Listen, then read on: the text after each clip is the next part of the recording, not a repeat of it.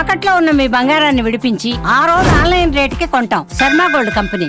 YCP నేతలను కేసులు వదలటం లేదు. రాష్ట్ర వ్యాప్తంగా ఆ పార్టీ నేతలపై కేసులు నమోదవుతూనే ఉన్నాయి. కేసులు నమోదైన వారిలో మాజీ ఎమ్మెల్యేలు, మంత్రులు, కీలక నేతలు ఉన్నారు. వివిధ కేసుల్లో ఇప్పటికే పలువురు వైసీపీ లీడర్స్ జైల్లో శిక్ష అనుభవించి బెయిల్పై విడుదల కాగా మరికొందరు జైలు శిక్ష అనుభవిస్తున్నారు.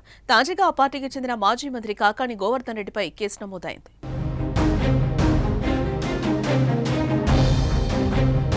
నెల్లూరు జిల్లాలోని పొదలకూరు మండలం తాటిపర్తి గ్రామ సమీపంలో రుస్తుం మైన్స్లో గత వైసీపీ ప్రభుత్వ హయాంలో క్వాడ్ అక్రమ రవాణా జరిగిందని గత కొంతకాలంగా వస్తున్న ఆరోపణ. రుస్తుం మైన్స్ ను గతంలో ఒకరికి లీజుకి ఇవ్వగా ఆ లీజు గడువు ముగిసిపోవడంతో సర్వేపల్లికి చెందిన వైసీపీ నాయకులు ఇక్కడ పెద్ద ఎత్తున అక్రమ మైనింగ్ చేశారనే అభియోగాలు ఉన్నాయి. ఇవన్నీ అప్పటి మంత్రి కాకాణి కనుసన్నల్లోనే జరిగాయని ఆరోపణలు వెల్లువెత్తాయి. రుస్తుం మైన్స్ నుంచి క్వాడ్స్ అక్రమ రవాణా నిబంధనలు ఉల్లంఘించి పేలుడు పదార్థాల వినియోగంపై పోలీసులు కేసు నమోదు చేసి దర్యాప్తు జరుపుతున్నారు. ఈ కేసులో ఇప్పటికే ఇద్దరిని అరెస్టు చేసి రిమాండ్కు పంపించారు.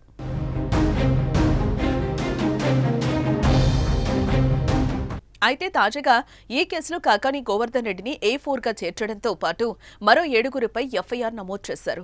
ఈ కేసులో A1 గా వైసీపీ తరపున తూర్పు రాయలసీమ పట్టభద్రుల ఎమ్మెల్సీ అభ్యర్థిగా పోటీ చేసి ఓడిపోయిన పేర్నాటి శ్యాంప్రసాద్ రెడ్డిని, A2గా వైసీపీ నేత వాకాటి శివారెడ్డిని, A3గా మరో నాయకుడు వాకాటి శ్రీనివాసులు రెడ్డిని చేర్చారు. ఇక ఈ కేసులో A6, A8గా ఉన్న ఇద్దరిని అరెస్టు చేసి గూడూరు కోర్టులో హాజరుపరిచారు. కోర్టు వారికి 14 రోజుల పాటు రిమాండ్ విధించింది. ఈ క్రమంలోనే కాకాణి గోవర్ధన్ రెడ్డితో పాటు మిగిలిన వారిని కూడా అరెస్టు చేస్తారనే వార్తలు వినిపిస్తున్నాయి. అయితే అక్రమ కేసులకు భయపడేది లేదని కాకాణి అంటున్నారు. కూటమి ప్రభుత్వం ఈరోజు తీసుకుంటున్నటువంటి ప్రజా వ్యతిరేక విధానాలు, ప్రజా దోపిడీని అరికట్టడానికి మరలా వైఎస్ఆర్ కాంగ్రెస్ పార్టీ పక్షాన మీరు ఇచ్చినటువంటి కాంట్రాక్టులన్నీ అస్తవ్యస్తంగా ఉన్నాయి, రింగ్ అయ్యారు, కాంట్రాక్టుల విధానం లోపభూయిష్టంగా ఉంది.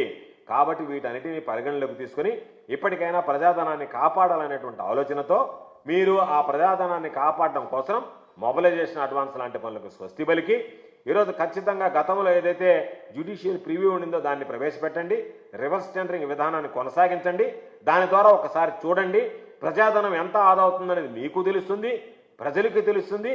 మీరు కట్టినటువంటి నిర్మాణాల వల్ల మీరు ఏ పని చేసుకున్నా ఎవరికి అభ్యంతరం లేదు. అమరావతి నిర్మాణం వల్ల అభ్యంతరం లేదు. కానీ అమరావతి నిర్మాణం పేరిట ప్రజలకు మేము అభివృద్ధి చేస్తున్నామని అభివృద్ధి ముసుగులో అవినీతి కనిపిస్తుంది.